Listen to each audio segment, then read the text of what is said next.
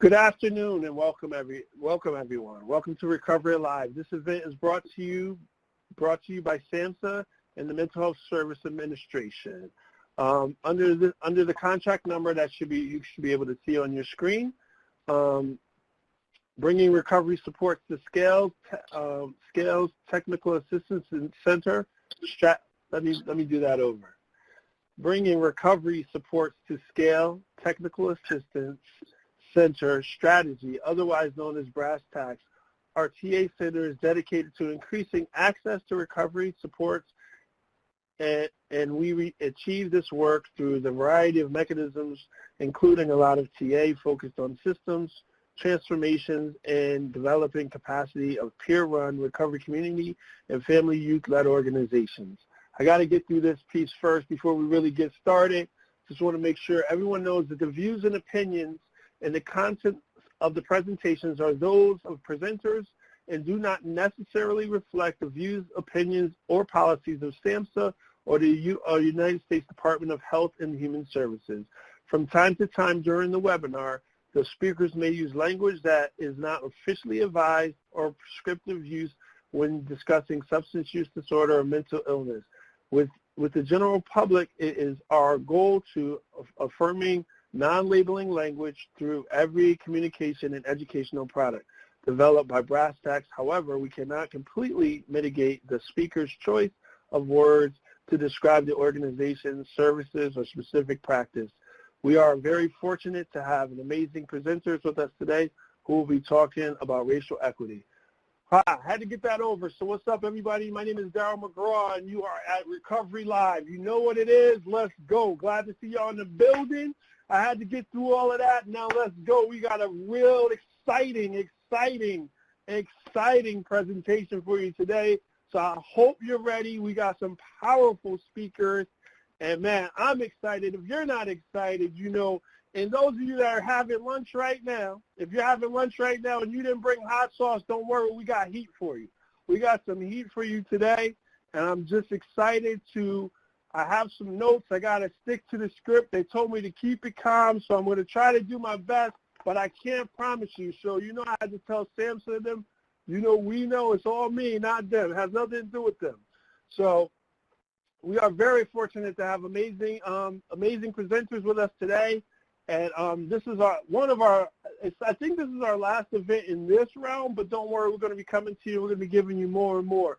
So presenters with us today will be talking about racial equity in the recovery support communities and services. And I'm excited to hear this is a conversation that we need to have, long overdue.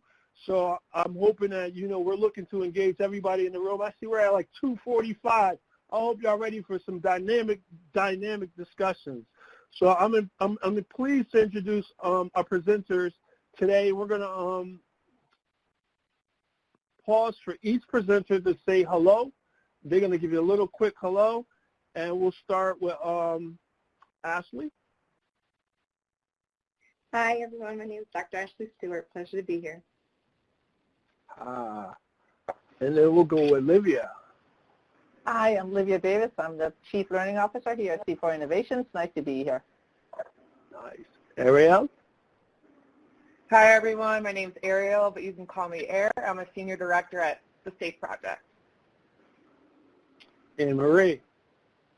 Hi, everybody. My name is Anne-Marie Lewis, and I'm based in New York City, where I work for an agency called Cases, where I'm the Chief Strategic Initiatives Officer. Nice to meet everybody. And my main man, Chaku. Let's go, bro. Hey, everybody. Thanks, Daryl.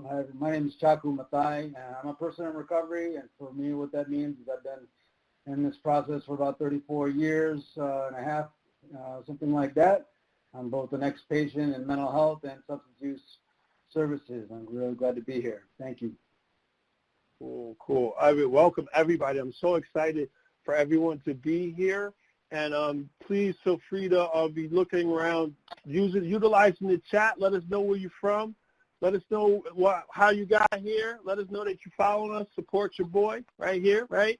So, but before I turn things over, just got a few housekeeping rules and housekeeping things that we want to go over. Recovery Live events are different from usual webinars. If you've been here before, you know how we do things. You can engage directly with our presenters and each through a live chat box. You will be answering several audience poll questions. The presenters will share some of their initial thoughts and will answer questions for you to raise during the event. So you will see a lot of movement in the room, and we hope you will find, we know, not even hope, we know you're going to find this energizing and an exciting event. You can share your questions and comments throughout this event, and audience members are in the listening only mode. And you can submit questions by typing them in comments into the chat box. If you have any experienced technical difficulties, please request assistance in that same chat box. We have wonderful tech support that got your back, so if you're having any problems, jump right in, just let them know, and we got you.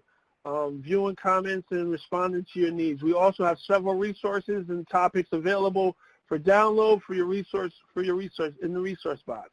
To download files, highlight the name of the document, download and hit the download button. You guys should already know this.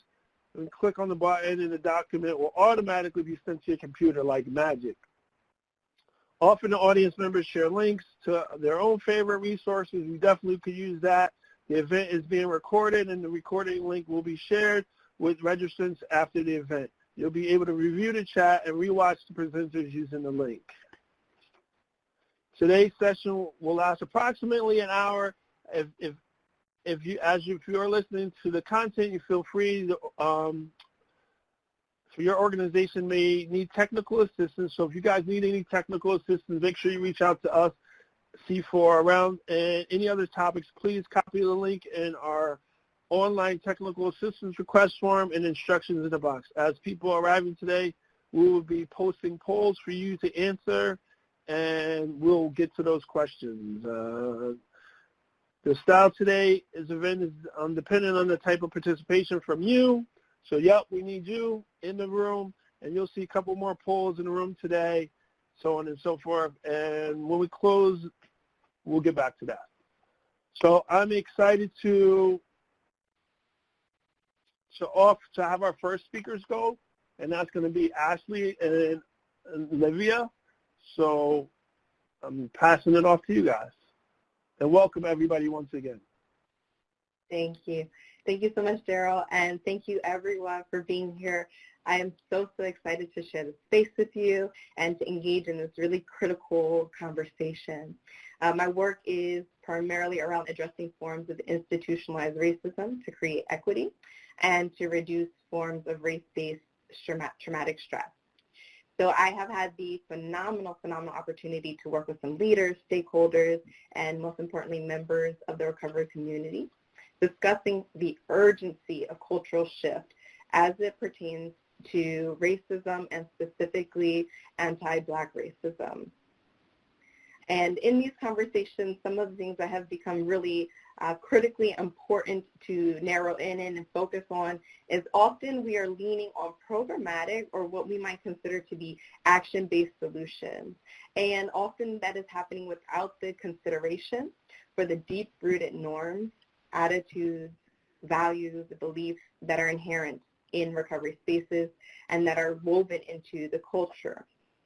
Therefore, attempts to be anti-racist are intentionally and maybe sometimes unintentionally performative, which means that they are continuing to reflect ubiquitous racist values within our society. We cannot change, we cannot challenge what we cannot acknowledge, and starting there is a critical step in moving towards enacting and utilizing anti-racist practices. Now, while racism is a huge topic and it can be difficult to tackle, the first step is one of the first steps that I think that we've been able to identify through some of these conversations is relinquish the process of making racial equity an additive or an add-on service. The work cannot be minimized to a particular event. It doesn't get achieved through blurbs or excerpts on our website, and it's certainly not something that can be relegated to a task force to completely resolve. Instead, it involves the engagement of ourselves, yourself, and the folks who we work with in critical self-reflection, and enables us to see how we contribute to forms of oppression, seeing ourselves within the system and engaging in that discomfort that is inevitably going to be present when we acknowledge that we contribute to systems of oppression, when we contribute to anti-Black racism, and when we contribute to systemic and structural white supremacy.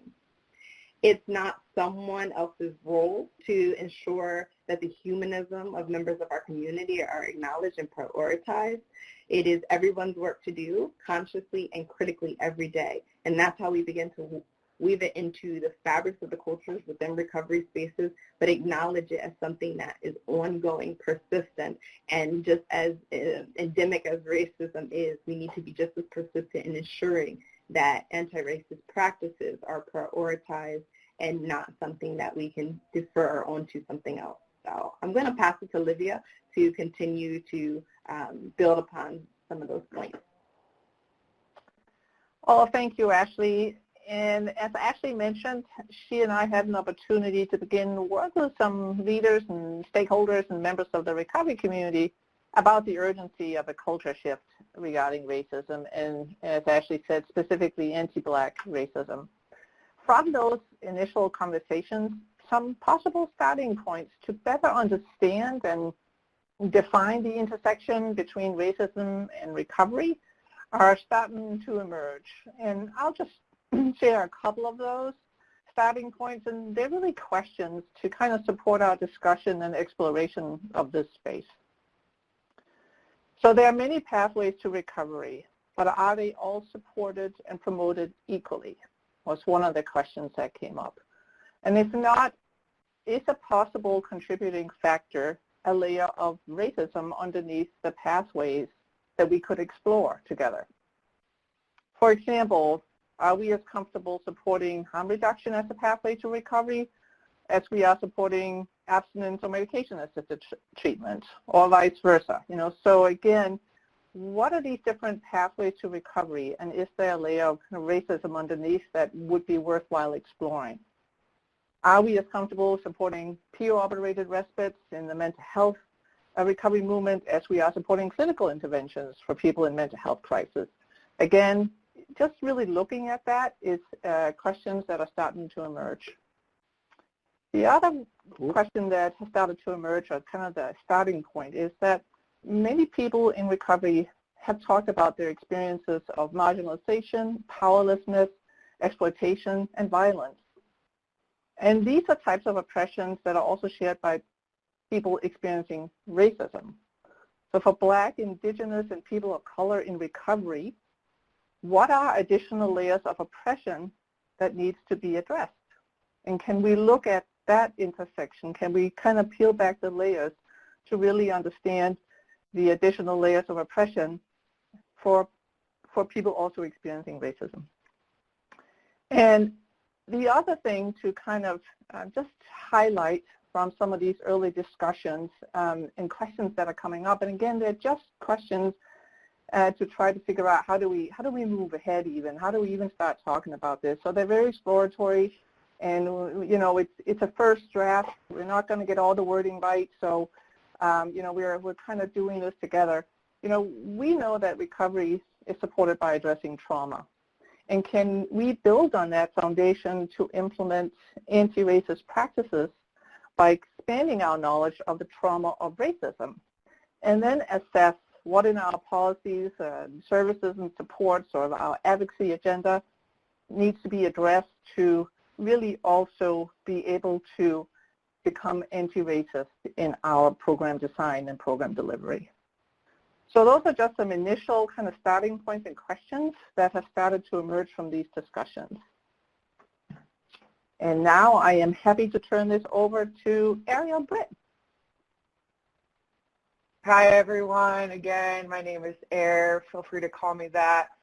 So I'm a person in long-term recovery from substance use disorder. I've been sober for almost 9 years, which is truly, truly a miracle. I'm so grateful for my life today, and I just want to first, you know, give gratitude and thanks for the opportunity to be here, to share my story, to share my experience both as a person in recovery and a person in leadership working at a recovery organization. I've been in leadership for a while now throughout my career.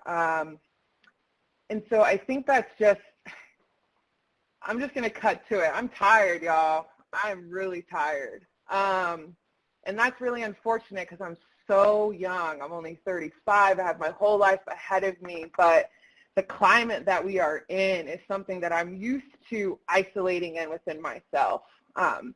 Navigating my experience just as a Black woman, being a part of an affluent family where it wasn't a question on if I went to college, it was where I was going to school. Just that alone set me up for being in a lot of spaces that were predominantly not mine, right? Having to learn how to ride that bike, learn how to navigate in systems, then also being somebody that has family that has a history of substance use. My father calls it our curse, our family curse.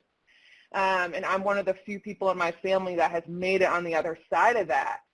And that to me in itself is even just isolating. And so when I think about my personal experience and my experience in this work, I think about intention versus impact, right?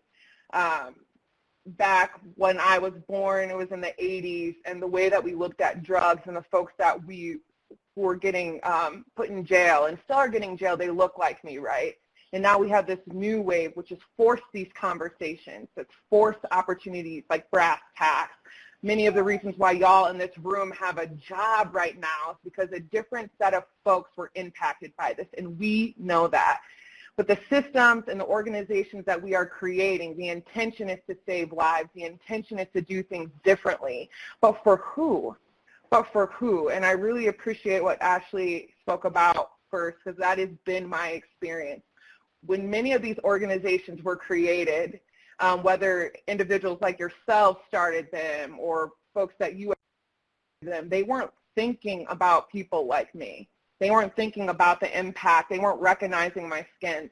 And oftentimes I get recruited because I am one of the few Black women in the national circuit to come in and to diversify and to shake things up a bit, you know, or just to be my excellent self, because as a Black woman, I've had to be excellent in order to get into the room and stay in the room. I've had to be quiet at times.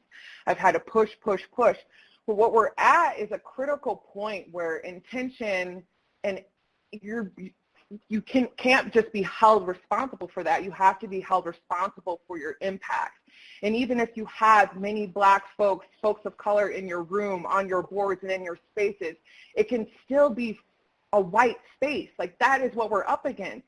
And so what I implore you to do is something that I'm still doing. Even as a Black woman, I realize how anti-Black I am, because that's how I've won. That's how I've been here. That's how I'm still going to stay here, because I know how to navigate these spaces. But I'm tired of it. And the folks that are alongside me, my team, the folks that work right with me, we are working on our growth in this field.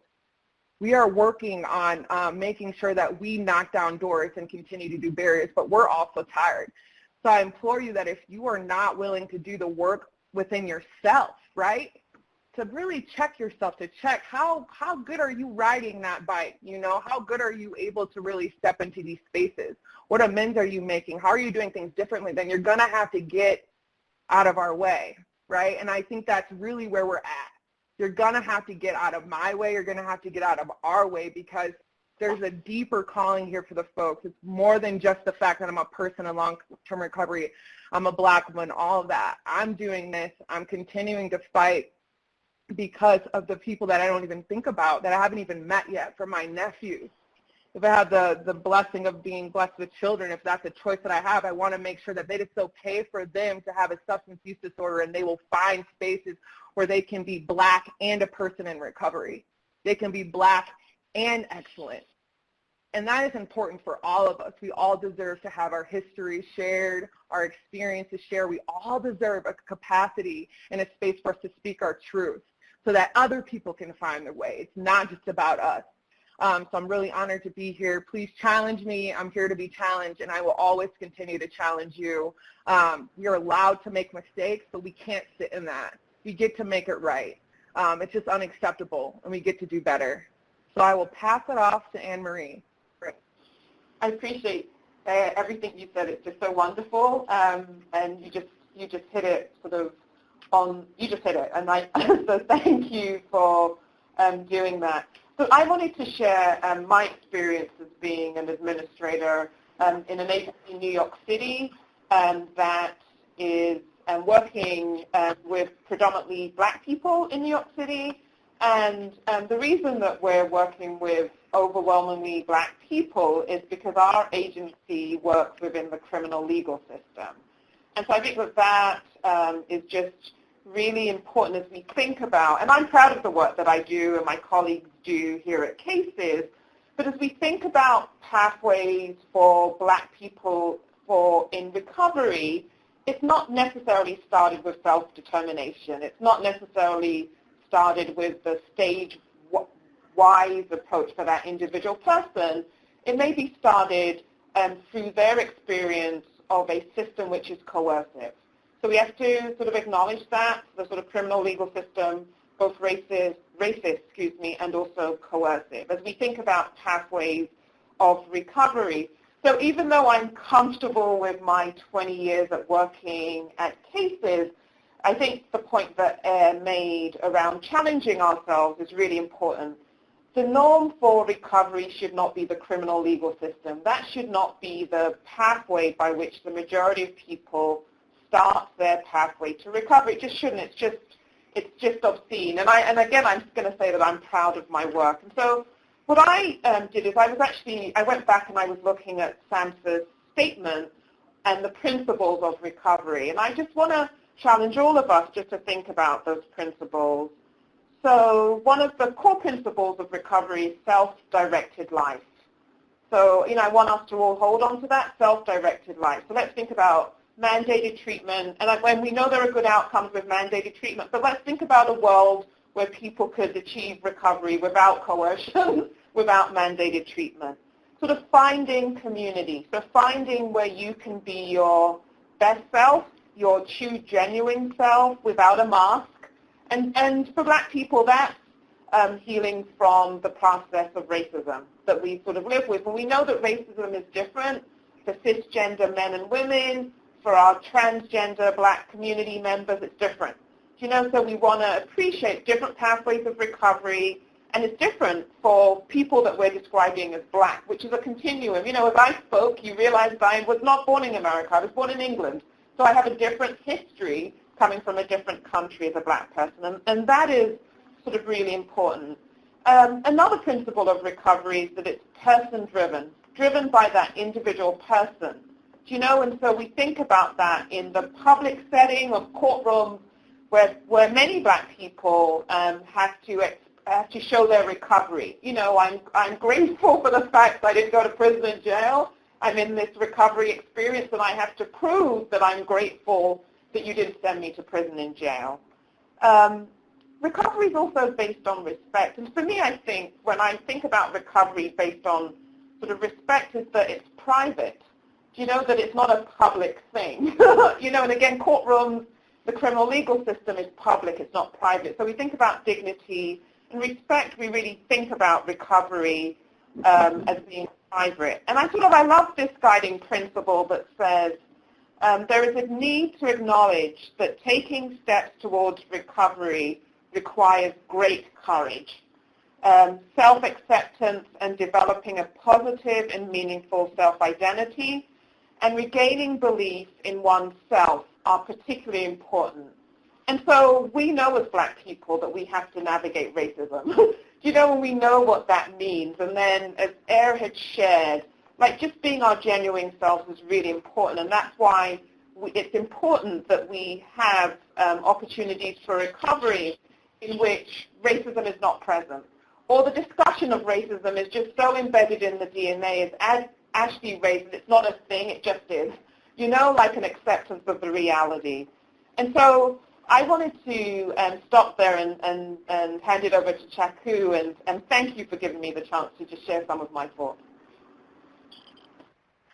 Wow. All right. Thanks, Anne-Marie. That was great. This has been a really good conversation. Ashley and Ariel, and Ariel, and Daryl kicked this off so well. So I'm trying to think about the best way for me to move forward in the conversation. One is, first of all, just as a person in recovery whose story is just embedded and started with racism as a key factor, my immigration history, coming to this country, xenophobia, racism, trauma, all of the issues that we experience, and myself in particular as a young person experienced, directly related. I guess the point I'm trying to make is that recovery and racism were just part and parcel. If racism was not being addressed, my recovery was not being addressed. So there was not, so we're in spaces that wanted to put that aside or put that part of my story aside, I couldn't be there. I couldn't stay with that. In the same way that if you couldn't address the fact that I was experiencing something that people called psychosis and addiction issues at the same time, and physical health issues at the same time, and violence in the home, and violence in the streets, that it was in the same way. These were determinants of my health and my recovery that people needed to acknowledge. And that was one of the first things that I found people struggled with. Even with, in the 80s, I got started in my recovery in December 1985. I joined. It was a recovery center, the first teen recovery center of its kind in the country that engaged me, and it was all white people. And I couldn't tell certain stories about race, microaggressions, all kinds of issues that I was struggling with certain groups of people, including that group. So I felt like I was leaving a piece of me out and having to find places where I could talk about these issues, even experiencing them within the recovery community, all right? So specifically microaggressions or other messages of exclusion that, whether they meant it or not, told me I didn't belong there. And some of the first ones were when I wanted to take on a leadership role. There was a belief that I was somehow less than, right? Why couldn't they do that? Or why would they get into an education program? Why am I in a long-term day program while everybody else is getting referred on to school and employment? There were some real obvious things we could look for. I mean, so in the 90s, so in 85, there was a report that came out, Heckler report. The Secretary of Health came out with this report recognizing minority health disparities. Nowhere in there was addressed racism, though. All right, the whole approach was about our health inadequacy, our inability to be educated enough about health. Basically, whether we had integrated or assimilated well enough into a majority culture that already understood how to be healthy. All right, and yeah, maybe the resources weren't directed at us, but they didn't call that racism. They just called that needing to incentivize or finance differently. But we found that all of the trainings, whether it was cultural competence, systems competence, cultural diversity, sensitivity, moving into cultural humility, even the class standards, the cultural and linguistic accessibility standards, none of those standards could be reached if we did not address the structural racism that existed in each of those systems. Right? And the same happened with our recovery community. So I want to, I've been a CEO. I'm currently the president of Friends of Recovery New York, our statewide advocacy organization in addiction recovery. I hired our first CEO of color for our organization. We have a culture we need to build and a base. I guess my call to all of you is that if we do not build a base that is actually recognizing racism and actually moving towards anti-racist policies that reverse inequities directly, we are going to fall back into what Anne-Marie talked about, which is a more coercive and punitive culture. We just finally got to recognize that we're in a health condition crisis, and we've been going for that since the 80s.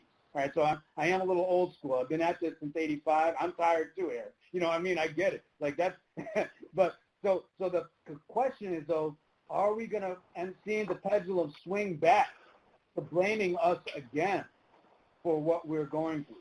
All right, because that at the end of the day is the ultimate racist idea that there is something wrong with us that is causing our condition and our situation, when in fact it is not appropriate. It is anti-racist to blame the system. It is racist to blame the person. So yeah, man, I am so excited. We are rivers, not statues. We are growing, we are recovering, but now the statues are being pulled down, both outside of us and inside of us. What are the statues inside of us that we need to pull down? Thank you. Let me give it back to Daryl. Yeah. Woo! Man, I don't even know. Like, first of all, y'all got to tone it down a little bit because y'all got my chat box on fire. I got to call the fire department. My computer's smoking. I don't know what's going on, man. I told y'all we brought some heat today. Y'all wasn't ready. Y'all was not ready. Y'all signed on to this today, but you were not ready. I got plenty of water over here because I'm like, man, and then y'all got me wanting to jump in because you know I want to jump in. I feel like we're playing double dutch. I want to get in here so bad. The chat box is going crazy. I just want to thank everybody for giving those tidbits right there. And it's so much. It's so much being said that, and you guys, many of you that are in the room, I see over 300, you know what we're talking about. You know what we're talking about, and it's time for us to have those discussions. Just some of the things that I had to quote, like we can't change what we don't acknowledge. If we don't acknowledge it, we can't change it. We're here acknowledging it, putting it right out in the forefront right now. Intention versus impact. Let's go. Man, I'm really loving this, man. This is a conversation, man. We should have been having this conversation, and it's unfortunate that we are having this conversation after brothers have been killed in the street, had to die at the hands of police, for people to recognize that black people matter. Why are we waiting to now? So now here in recovery, where we all recover, we need to be having these conversations right now. That's why I had to read that disclaimer earlier, so though we don't get in no trouble. When I start saying stuff, I start getting turned up. I don't want to get nobody in trouble. I was remiss to really, before we go any further, I just want to make sure when we close the room, you guys make sure, please hit that satisfaction survey. Make sure you hit that. We need that so we can keep these things moving. There's so much in the chat. I'm just trying to hit a couple of things that I saw that were questions that were asked. And one of this was for our presenters. If one of you guys want to handle this question, somebody. When are we going to stop referring to the one drop that makes the whole rule, calling people of African descent, y'all not ready for this one, African descent, primary African-American descent, black, or referring to those primary Western European descent as white? I have relatives who are often thought of as any other ethnicity other than African-American or Native American because our facial features, skin colors, and straight hair. Former President Bill Clinton stated Americans has a black-white problem. That is calling black people and white people. Please respond. So that one drop rule, anybody want to tap in on that? Really quickly, we got a couple other questions as well. And if you feel like hitting that in the chat, feel free to respond to that. And forgive me if I chopped your question up. Anybody? I'll take a turn. I don't mind just starting it off. Go ahead. Do you want to hit it? Okay, so I'll just say, first of all, there's a recognition that race itself is a social and power construct. In and of itself, it's a fiction, right? However, racism is a social and political reality. So we have to face that as well. And if you don't recognize race and centralize and isolate race in the conversation in the way that it's used, oftentimes it gets slid off the table and traded for socioeconomic status, poverty, all kinds of other issues, class, other kinds of things get talked about, but then issues of representation, other kinds of things don't get addressed. So I just think that's first one, number one point that I wanted to make about that. And then there's ways we have to walk into those conversations so that people can separate and not conflate race and ethnicity, because there's kind of these three C's of, corner, culture, and color. We can't stop talking about color. There's colorism, racism that has to be addressed as well. So the corner is more about this nationalism that occurs. The culture has to do with ethnicity and other kinds of factors. So, but when we bring those together, you end up missing a lot of the critical conversations we have to have. That's it. Cool.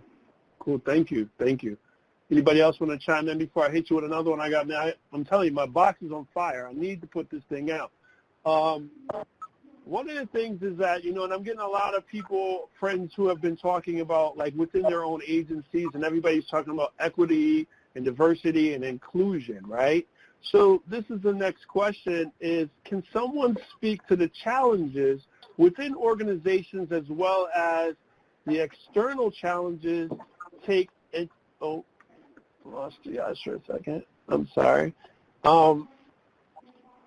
External challenges, and take a look at the implicit implicit, explicit barriers and meaningful engagement. Let me read that again. Can someone speak to the challenges within an organization as well as external challenges? Take a look at the implicit and explicit barriers to meaningful engagement. Anybody? I can jump in there. This is Let's definitely go. a really good question. Really good question. So I can just share my experience. So what I was speaking to before, intention versus impact, is so important. I think a lot of folks, especially, come into this work because of their own experience in recovery. Maybe they have resources or have a great idea, they start an organization, or they lose someone. They lose their son, they lose a family member, and they want to do good. And so right off the bat, they're coming from an approach that's oftentimes super personal without having that understanding of like, well, how do we do a really good job of that too? So the barriers are, for me, and what I've seen is that when folks were creating these ideas about what this organization was, it was from this space of utopia, like, or from this grandiose space of like, we got to help everyone or change the system from everyone, without necessarily having people of color, diverse voices at the table from its inception. What Ashley really spoke to is like diversity, equity, inclusion, racial equity and inclusion can't be just a little side project that we do on version 2 or version 1. This is something that needs to be embedded in every conversation and every idea every single day. And it's not something that can just be ramped up when somebody else dies, right? When somebody else is murdered by the cops. We can't just all of a sudden sensationalize this vision and start like, we got to do something now. No, we need to pull back. And I think oftentimes folks from the top, they don't have the capacity. They don't have the capacity to understand it because oftentimes they don't have the experience. The folks that are in leadership, they don't look like me. They didn't come from the same backgrounds that I've had. They don't wear this skin every single day.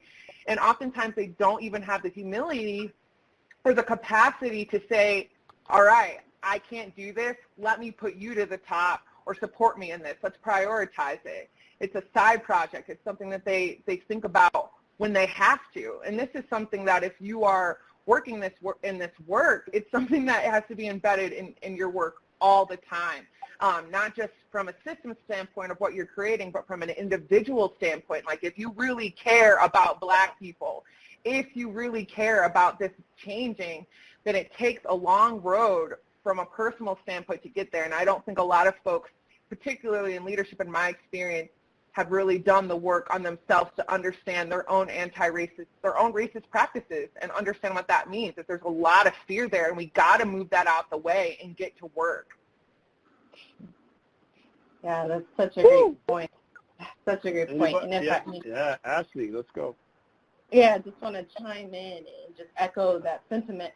And I think that it's at a point where we have to just be really transparent and honest with ourselves. We have to start having the difficult conversations in the spaces that they need to happen. And I think a part of that is acknowledging our ignorance. And I use the term in its literal definition, meaning not knowing. There are things that we do not know, and if we don't stretch ourselves to assess where that gap is, we will continue to be complicit in contributing to the systematic and structural oppression that exists.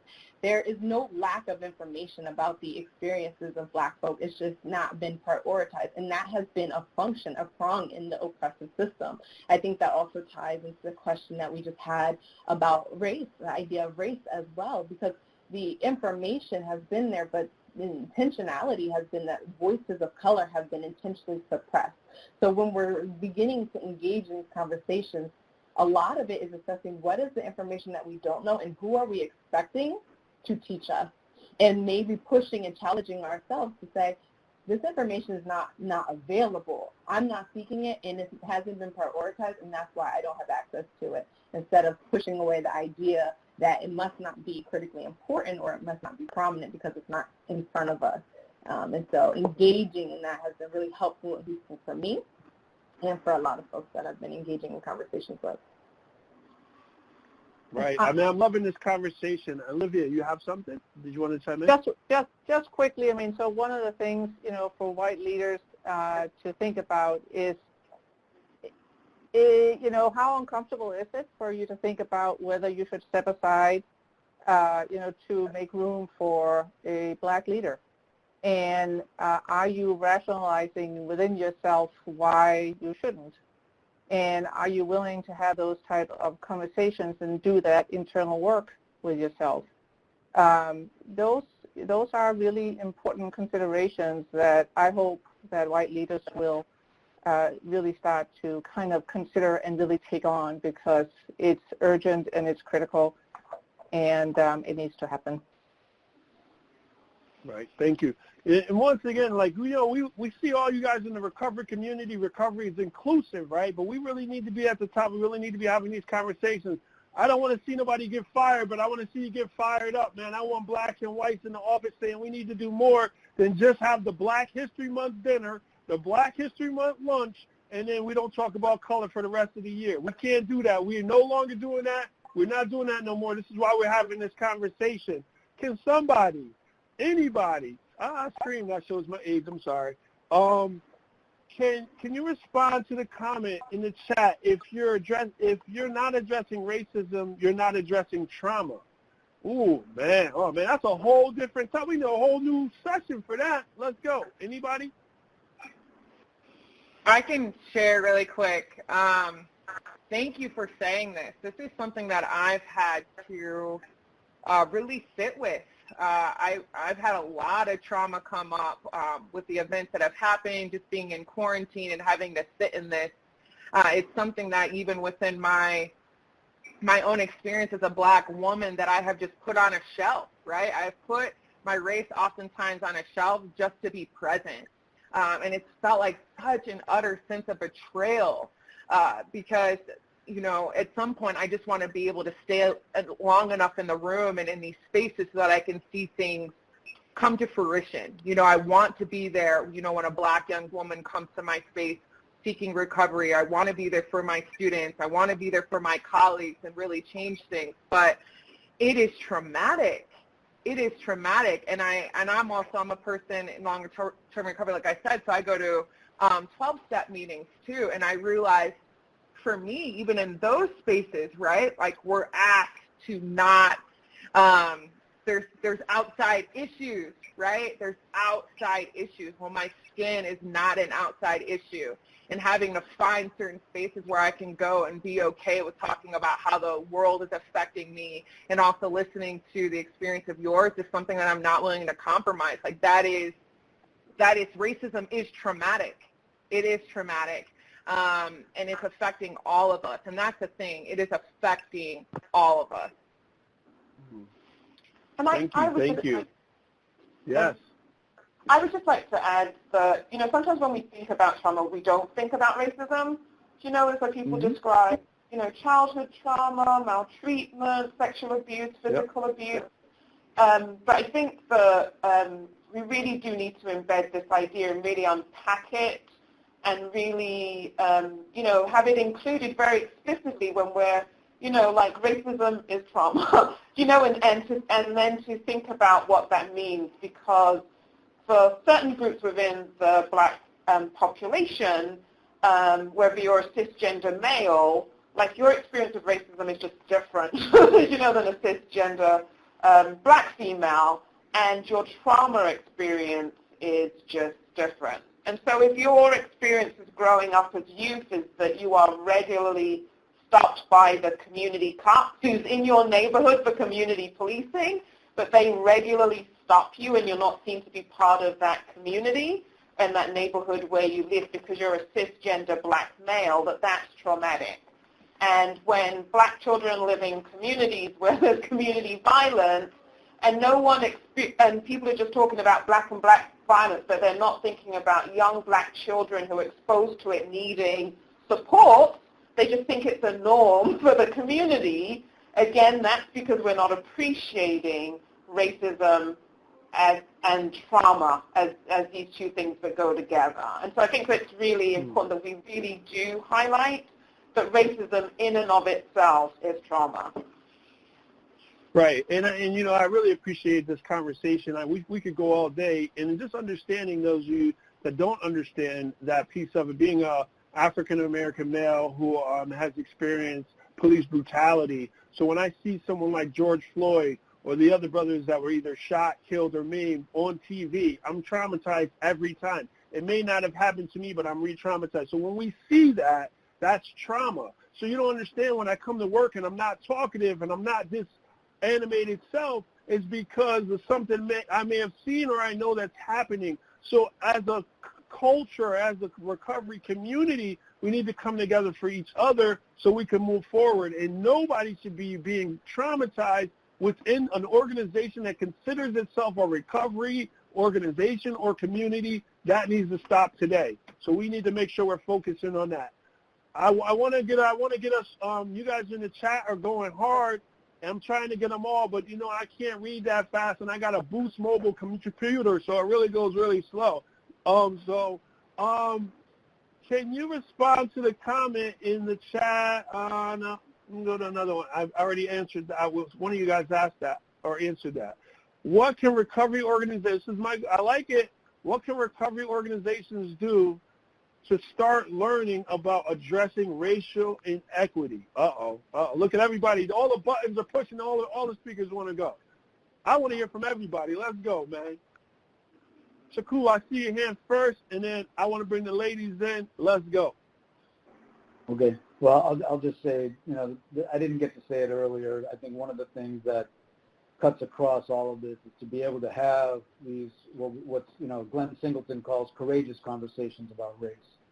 This is uncomfortable. So the first thing you can do is to start building a culture in the organization strategically from the top, from the board of directors to every staff person, a culture that supports speaking truth about racism and various experiences with them, being able to recognize that it's going to be uncomfortable, that there's going to be differences of experience and perspective, and as a result of that, you're going to want to disengage from the conversation. So staying engaged even through the discomfort, and then knowing that it's not going to have closure right at that first conversation, that there's a process that creates. So that culture of creating, conversations about race and racism is the first step, and then going directly to the data on inequities.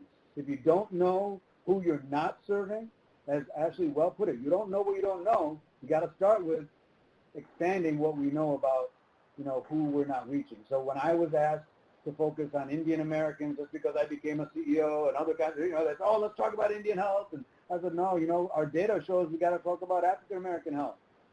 That's what we have to address first. So let's start there. Where are the neighborhoods and communities we need to address? Anyway, that's just one step. I'll have to get out of the way. Thank you, Chaku. Thank you. Anyone else want to chime in on that?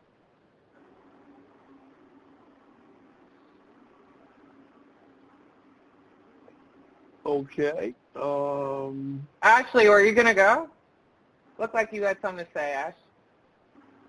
I was chiming in on something, on a different point. Oh, okay. Oh, you I'll can go. put that out there. Okay. Well, let's go. Come on, man. We on fire. Don't be sitting there taking selfies. I see y'all like, let's go. Way. What you got? So definitely what Chaku said, that is amazing. I also think there needs to be an accountability, a space to hold the leadership accountable for that. So sometimes boards are more active than others or inactive, and then the responsibility lies really on the ED, the CEO, the CEO, all of that. But what are they doing? So as a black woman in leadership, the only black woman in my leadership, oftentimes, even currently too, I oftentimes am holding the weight of this, right? I'm holding the responsibility, I'm making the calls, I'm doing these things, I'm doing all of that. And and oftentimes I try to make excuses. I try to make excuses for me being in that role, but it's not a role that I wouldn't be in. I can't help but think that way. That's how I navigate. And I work twice as hard because that's just how I operate. But I really think for me it's going to be a space where we need to hold accountable the non-black, the white folks in organizations to do that work. Like, what else are you doing when you get off of work?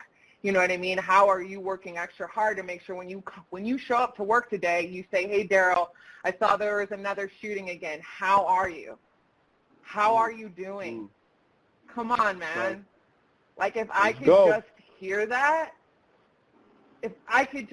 that, not when just George Floyd was murdered, right? But consistently throughout my experience, if I could hear that and start there and say, how can I support you as a black woman in recovery? There's levels to that. There's those simple things that you need to be held accountable for to show that you even care. It's not hiring an outside entity to come in here to teach us about diversity, equity, inclusion. You need to teach yourself. You need to get a mentor. You need to do those things so that when you show up, you're able to reflect that humility. You're able to reflect that experience, that capacity to get up and grind every day just because I was born to do this. I have to do this. Well, you have to too. And I think that's just going to be the journey. It's not just going to be hiring somebody to come in and show you the way. It's really going to be an intrinsic journey for you to be able to just to come in and say, how are you, Air? Are you good? What do you need? Take the day off. There's a lot going on. Take the day off. Please honor yourself. You work so hard. I want to hear that. I want to hear that. And I want you to be able to do it. It's not some lofty thing outside of you. You got to start with your team right now. Build those intimate relationships. Show them why you care. Show them why you really see them outside of the amazing work that they're doing, outside of the fact that they can, write your responses and write your posts on what you need, your statements on racial equity and inclusion, and do their jobs and support that and do all that. You know what I mean? Show them with your time, Wow, man. I'm glad you didn't take today off, Air. I'm glad you did not take today off. Ashley, what you got?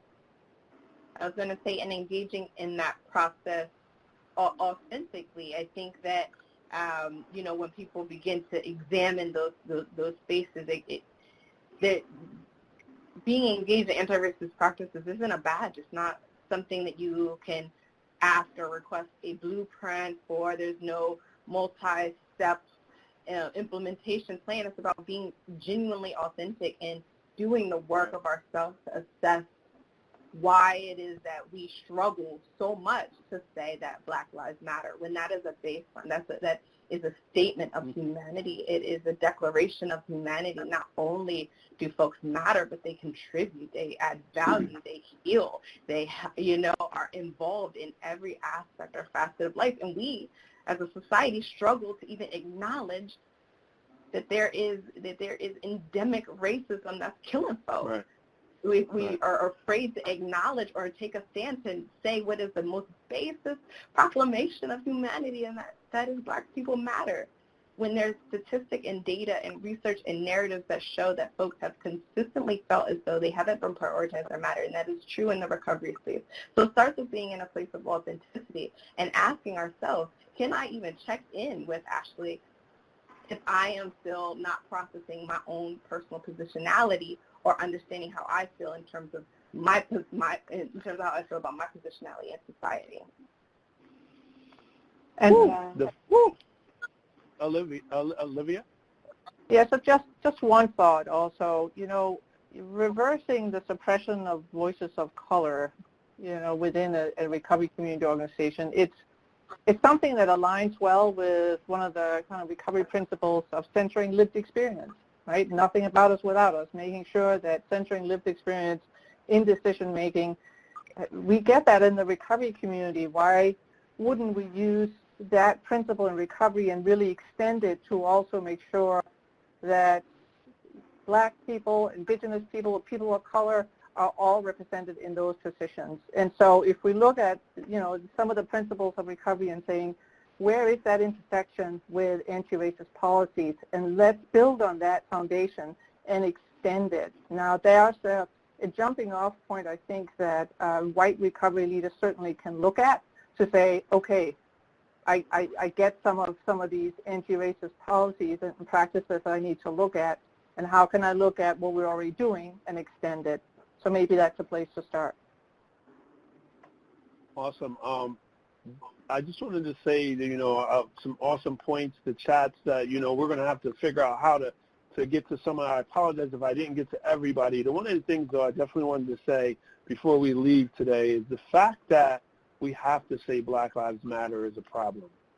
in the country within your organization. And many times people will say to me, white leadership, well, what do we do? What do we do? They hear these wonderful talks. They hear these beautiful speakers. What can I do? You look around your organization, and if you don't see people of color, and not just in certain spots, but in representative spots, when the decision-making is happening and you look around the table and there are not black and brown decision makers, that's when you need to step up and say, we need to stop this meeting until we get the right people at the table. You know, because if we are serving a population of people and we don't have everyone at the table, then the conversation is going nowhere. Do we have one more time for one more question before I go? Before we close? I mean, this is a, in-depth conversation. I couldn't keep up with everything, but I will just try to grab one more for you. How can we ensure that diversifying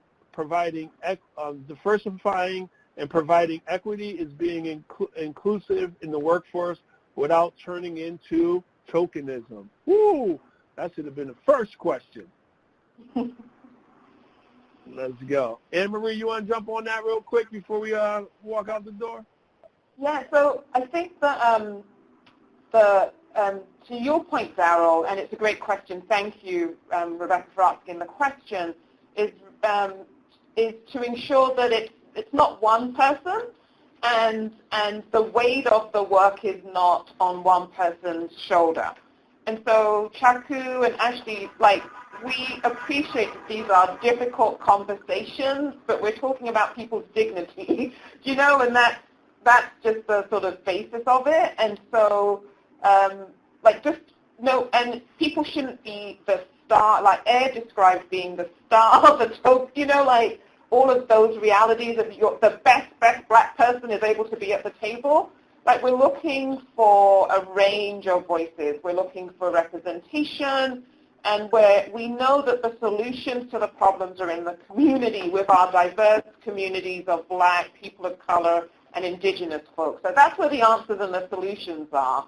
If there is one black person that you always go to, that's tokenism, because you're not hearing the value and the breadth and the continuum of the perspectives of people who experience racism, and they are unique and they are different. And so I think that this is a really beautiful question to end on. What I would say is white people really need to appreciate and learn their whiteness and what it means to be white, because there was a question, and that will help folks not to engage in tokenism, because in whiteness there is an appreciation of diversity, and so equity is the same thing. We're looking and we expect that there's just a range of voices brought to the table, and there are many ways in which organizations can do that. And so, great question, a really great question. Thank you. Thank you. And I just want to say, thank you. Oh, you guys give all my presenters virtual claps because we hit this one out the park. And I just want to say we are glad that so many of you could come today to Racial Equity Matters and Recovery Support, peer-run recovery community organizations across the country, and are taking steps to learn more about how we can become more equitable and inclusive. We hope that today's conversation inspires you and keeps you learning, keeps hard questions, and keeps doing all that can fight racism and inequity in our community and in our organizations. A link to the satisfaction survey will pop up when you close this online meeting. It takes 3 minutes. Make sure you guys jump on that. And we hope that you'll give us feedback, especially about the moderator. Make sure you comment on the purple shirt, and that you'll give us feedback on the presentation, your comments and suggestions that are important to us. And as a reminder, this event is brought to you by the Substance Abuse and Mental Health Services Administration under the contract number that's visible, bringing recovery supports to scale, technical assistance center strategies, also known as brass tacks. And in closing, the good news is that C4 Innovations, which has operated the Brass Tax Center for the past 9 years, is planning on a number of additional events focused on recovery, equity, and related topics. Please be sure to sign up for our mailing list if you haven't already, so we can keep you in the loop, so you know what's going on. You know we're going to keep doing this. We're going to keep hitting you until we don't have these conversations anymore. I want to thank everybody for coming. Thank you, my presenters. Oh, man, to be in a room with a bunch of rock stars is amazing, and we hope to see you guys soon.